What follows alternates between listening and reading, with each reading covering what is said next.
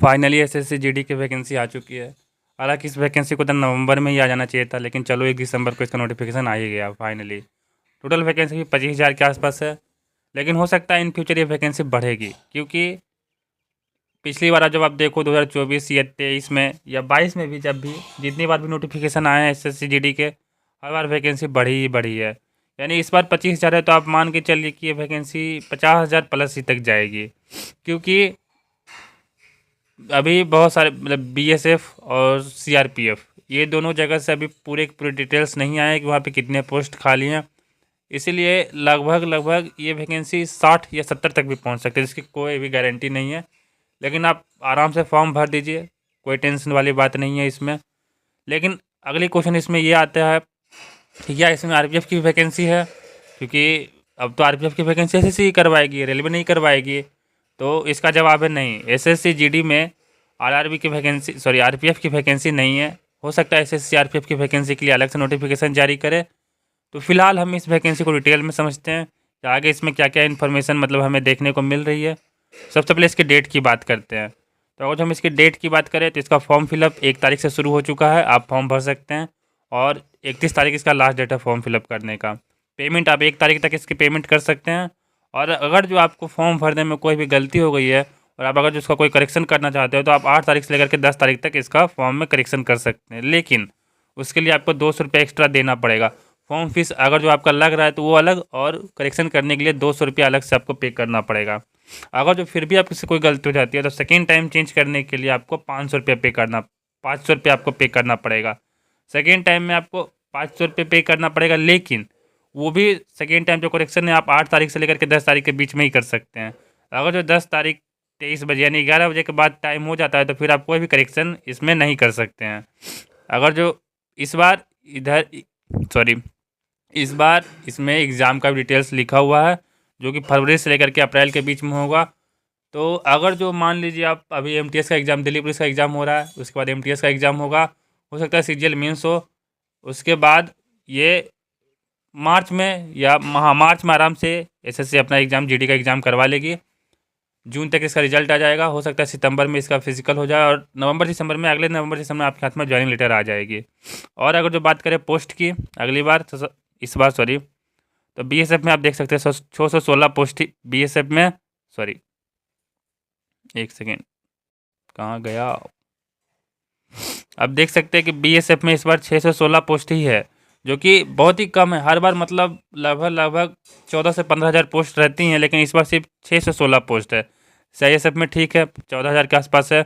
CRPF में भी बहुत कम पोस्ट है। एसएसबी में तो लगभग इतनी ही रहती हैं, और आईटीबीपी में भी इतनी ही रहती है, और असम राइफल्स में भी इतनी ही रहती है। पे लेवल की बात करें तो आपको 21,700 यानी लेवल 3 की सैलरी मिलेगी, जो कि एक कांस्टेबल को जितनी सैलरी मिलती है उतनी सैलरी आपको भी मिलेगी। और भी बाकी एचआरए डीए ये सब मिलेंगे, वो तो आप अपना चेक कर लीजिएगा। देखा जाए तो इसमें 616 वैकेंसी है, उसको बढ़ा करके लगभग 18,000 के आसपास, 17,000 के आसपास किया जाएगा। और ये जो 14,000 है उसको 16,000 के आसपास, और जो 5,000 है उसे 13 से 14,000 के आसपास किया बढ़ाया जाएगा। बाकी इन सब की बात करें तो इन सब में थोड़े थोड़े से ही बढ़ाए जाएंगे, लगभग 500 या 600 के आसपास से वैकेंसीज बढ़ाई जाएगी, उससे ज़्यादा वैकेंसीज नहीं बढ़ाई जाएगी। एक और पोस्ट आपको देखने को मिलेगा इसमें एसएसएफ का। ये इस बार बहुत ही कम वैकेंसी है, सिर्फ 23 वैकेंसी है। पिछली बार 132 वैकेंसीज थी, इस बार बहुत ही कम वैकेंसीज है, क्योंकि ये पोस्ट बिल्कुल नया नया है। इसमें भी रिटायरमेंट कोई नहीं है, सिर्फ ज्वाइनिंग ही होते जा रही है, इसलिए इसमें भी उतनी जगह नहीं है, इसलिए इसका कट ऑफ सबसे हाई जाता है। आगे हम बात करें टोटल वैकेंसी 25,487 है। और अगर जो आपके पास एनसीसी का सर्टिफिकेट है तो आपको टोटल मार्क्स यानी 160 मार्क के, अगर जो आपके पास एनसीसी का सी सर्टिफिकेट है तो टोटल मार्क्स से आपको 5% यानी लगभग 8 मार्क्स के आसपास होते हैं, वो मिलेंगे। अगर जो बी सर्टिफिकेट है आपके पास तो 3% मार्क्स मिलेंगे, जो 4.8 के आसपास आते हैं, 2% 3.2 मार्क्स। तो आपके रिटर्न एग्जाम जो होते हैं उसमें ये मार्क्स ऑलरेडी मतलब इंक्लूड हो जाएंगे। भले आप एग्ज़ाम में कितने भी नंबर लाओ, वो नंबर अलग होंगे, और ये प्लस इतने को ऐड कर दीजिएगा आप अगर जो ये सर्टिफिकेट ऐड करते हैं तो।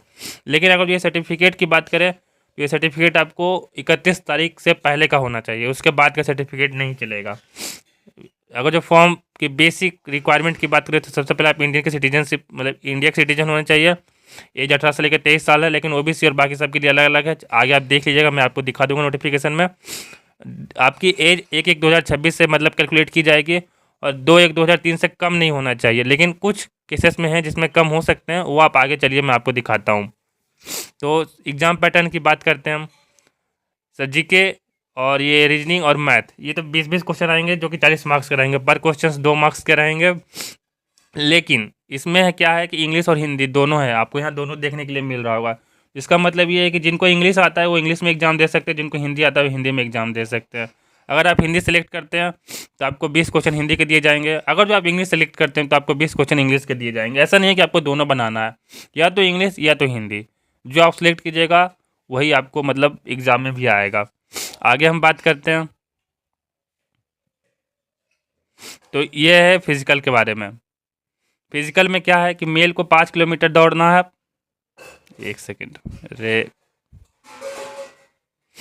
फिजिकल में क्या है कि मेल को 5 किलोमीटर दौड़ना है 24 मिनट में, और फीमेल को दौड़ना है 1.6 किलोमीटर 8.5 मिनट में। लेकिन जो लोग लद्दाख से आते हैं उसमें मेल को 1.6 किलोमीटर दौड़ना है 7 मिनट्स में, और फीमेल को 800 मीटर दौड़ना है 5 मिनट्स में। लेकिन ये सिर्फ लद्दाख वालों के लिए है, बाकी सब जो भी जनरल स्टेट से आते हैं लद्दाख को छोड़ करके, उन सब के लिए ये वाले क्राइटेरिया है। और भी है, हम आपको और भी दिखाते हैं। ये हाइट की है, मतलब इसमें हाइट के बारे में बताया गया कि जो बेसिक जनरल स्टेट से आते हैं उनकी मेल की हाइट 170 सेंटीमीटर और फीमेल की 157 सेंटीमीटर। लेकिन कुछ रिलैक्सेशन आपको मिलेगी जो कि हम आपको आगे देखने के मतलब आगे हम आपको दिखाते हैं, आप पढ़ सकते हैं यहाँ पे आप आराम से पढ़ लीजिए कि किस एरिया से आप बिलोंग करते हैं, किस एरिया से आप हैं, और आपको कितनी ज़्यादा हाइट में छूट मिलेगी आप देख सकते हैं। यहाँ पे फीमेल का है और ये मेल का है। एक सेकेंड, ये फीमेल का है और ये मेल का है, आप इजीली देख सकते हैं। और एक ये भी है, आप यहाँ पे भी देख लीजिए। अगर आप यहाँ से भी बिलोंग करते हैं तो आप इसको भी कंसिडर कर सकते हैं। और ये रहा अगला जो फिजिकल है वो चेस्ट के लिए है। यूजुअली मेल का 80 सेंटीमीटर चेस्ट होना चाहिए और 5 सेंटीमीटर का एक्सटेंशन होना चाहिए। फीमेल के लिए चेस्ट का कोई फिजिकल नहीं होता, ये सिर्फ मेल के लिए होता है। लेकिन इसमें भी अगर जो आप अलग अलग रीजन से बिलोंग करते हैं तो इसमें भी आपको बहुत ज़्यादा छूट मिलेगी। मिनिमम 76 सेंटीमीटर है और मैक्सिमम 80 सेंटीमीटर है। तो आप चेक कर लीजिए यहाँ पे वेट है, और वेट जो है वो आपके हाइट के हिसाब से वहाँ पे बता दिया जाएगा। जो भी मेडिकल रिक्वायरमेंट होगी वेट का भी चेक किया जाता है, इसलिए हो सकता है आपको आप ज़्यादा ओवर वेट भी ना हो और बिल्कुल कम वेट भी ना हो, आपको मीडियम में होना चाहिए। यहाँ पे पोस्ट के बारे में लिखा हुआ है, यहाँ पे पोस्ट के बारे में लिखा हुआ है जो कि आप देख सकते हैं। एक सेकेंड, यहाँ पे पोस्ट के बारे में लिखा हुआ है, सबका कोड लिखा हुआ है। बीएसएफ का ए है, सीआईएसएफ का बी है, सीआरपीएफ का सी है, एसएसबी का डी, आईटीबीपी का ई है, असम राइफल्स का एफ, एसएसएफ का एच है। लेकिन ये सब कोड की लिखा हुआ है वो मैं आपको क्लियरली बता देता हूँ। इसका सीधा मतलब ये है कि अगर आप अपने फॉर्म फिलअप करते समय पोस्ट प्रेफरेंस डालते हैं तो वहाँ पे सबसे पहले आपसे पूछेगा सातों के सातों, आपको सबसे पहले तो आपको सातों जितने भी है सबके सब आपको वहाँ पे फिलअप करना पड़ेगा। लेकिन वहाँ पे जो सबसे पहले फर्स्ट नंबर पे आप जो डालोगे वही आपको सबसे पहले कंसिडर किया जाएगा। मान लीजिए आपने सीआरपीएफ डाला, भले ही आप किसी भी चीज़ का कट ऑफ क्लियर करें, आपको सबसे पहले सीआरपीएफ का ही पोस्ट दिया जाएगा। लेकिन अगर जो आपको जाना है, मान लीजिए बीएसएफ में आपने डाल दिया पहले सीआईएसएफ, तो आपका पहले सीआईएसएफ ही मिलेगा। अगर जो उसमें पोस्ट खाली नहीं है तभी बीएसएफ मिलेगा। तो जब भी फॉर्म फिलअप कीजिएगा तो ध्यान से देख करके फॉर्म फिलअप कीजिएगा।